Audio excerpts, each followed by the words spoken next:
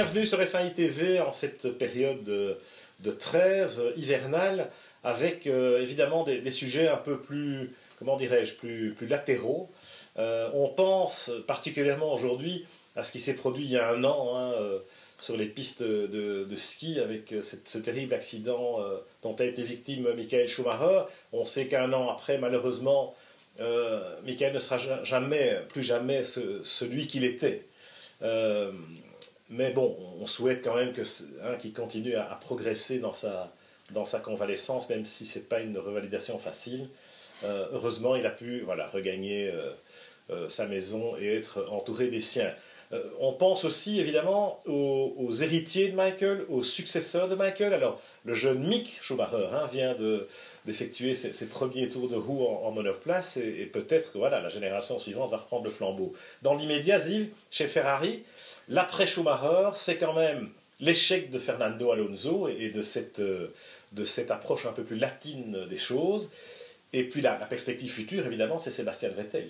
Oui, maintenant, Vettel arrive chez Ferrari, et puis bon, on en a parlé souvent. Vettel, c'est Baby Schum, c'est vraiment l'héritier de Michael Schumacher, à bien des égards. D'ailleurs, c'est Michael qui l'avait découvert sur la piste de Kerpen, vraiment tout petit, il y croyait déjà depuis très très longtemps.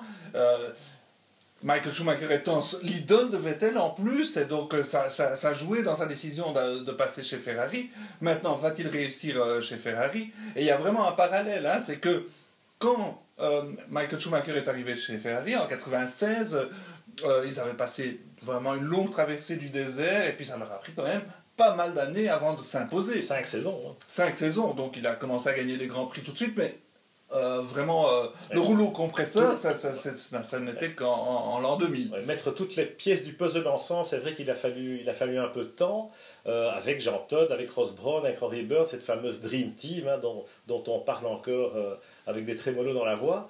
Et puis effectivement instaurer ce système, cette méthode qui a engendré une domination sans pareil, qui n'a pas spécialement été d'ailleurs très agréable pour la F1 ou pour les fans, à part les inconditionnels de Schumi évidemment. Et on sait que obtenir un tel niveau de performance et de contrôle, je dirais, de la performance, notamment le deal avec Bridgestone à l'époque, etc. Est-ce que Ferrari peut refaire ça aujourd'hui ?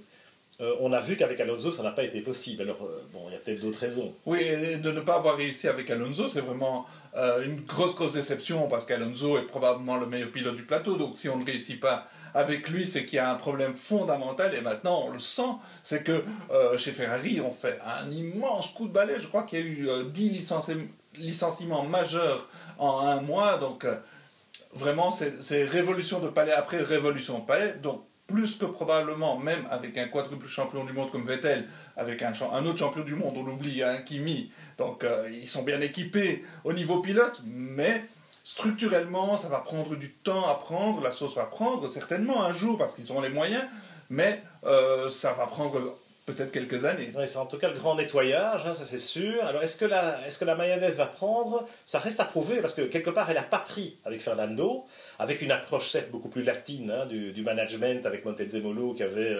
encouragé Dominique Ali, et puis il y avait Aldo Costa, et puis il y en a eu d'autres, et finalement un peu moins de mercenaires entre guillemets. Aujourd'hui on est revenu plutôt dans une approche les mercenaires, James Allison et ceux qui suivent, mais quand même, le grand nettoyage, moi je pense qu'il y a plus un problème culturel chez Ferrari et qu'on n'est peut-être plus vraiment en mesure de se remettre en question ou de retrouver cet esprit d'opération commando, cette réactivité.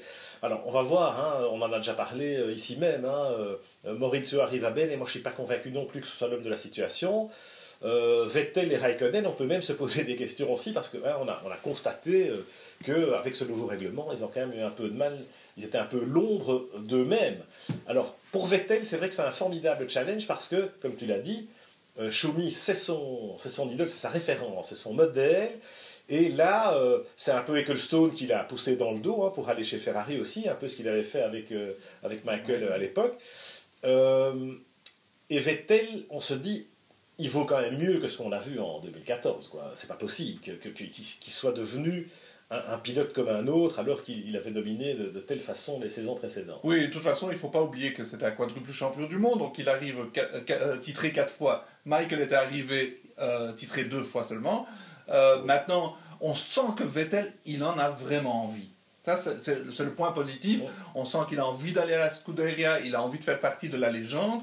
Donc la motivation est là. Cette année, sa motivation était un peu plus basse. Il n'a pas du tout aimé le nouvel règlement, le comportement de la voiture. Il n'a pas aimé.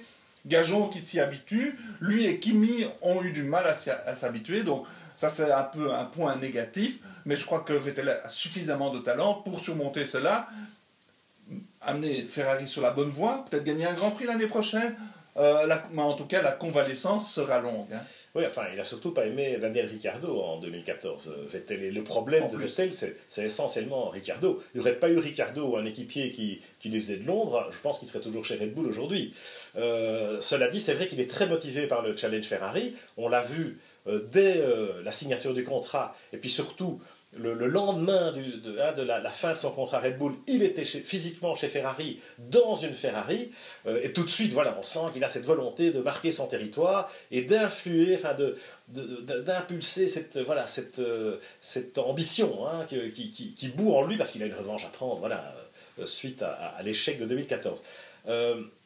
Voilà, donc ça, voilà pour cette dimension, les héritiers de Schumacher, hein, Alonso qui n'a pas réussi, pour des raisons qui restent un peu incomprises parce que les moyens ont été mis en œuvre, mais voilà, il manquait le bon casting, on va dire. Hein. Et puis un peu de chance aussi parce que le championnat, par 2 fois, ne s'est pas terminé comme il voulait, mais il aurait pu être titré 1 ou 2 fois. Ouais, et en alors, 2010, ça changeait l'histoire. Hein, ça changeait toute l'histoire et toute la perception de cette histoire. Hein. Et donc maintenant, Vettel qui a l'air chanceux, qui a l'air d'y aller sans pression aucune, parce qu'il n'a rien à prouver, il a déjà un palmarès incroyable.